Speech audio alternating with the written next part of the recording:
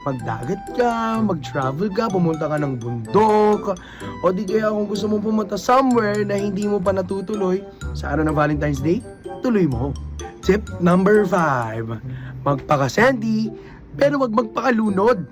Ibig sabihin ka barangay, alam nyo okay lang naman talaga na umiyak sa isang movie or sa isang kanta, pero after nun, bangon ulit. Sabi nga nila, feel, don't dwell. Tip number 6, alalahanin natin kabarangay kung bakit hindi sumpa ang pagiging single.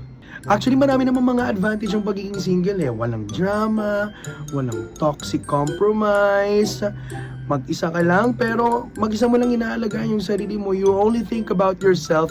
Yung mga bagay na yan, underrated yung mga yan.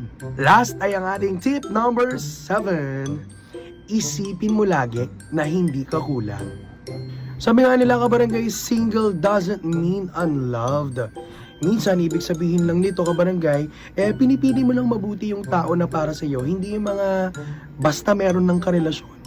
Mas importante din kabarangay na hindi mo iniisip na hindi ka kamahal-mahal, hindi ka maganda. Huwag mo isipin yan kabarangay. Ang importante sa lahat, okay ka, you love yourself, at pinapahalagan mo ang sarili mo.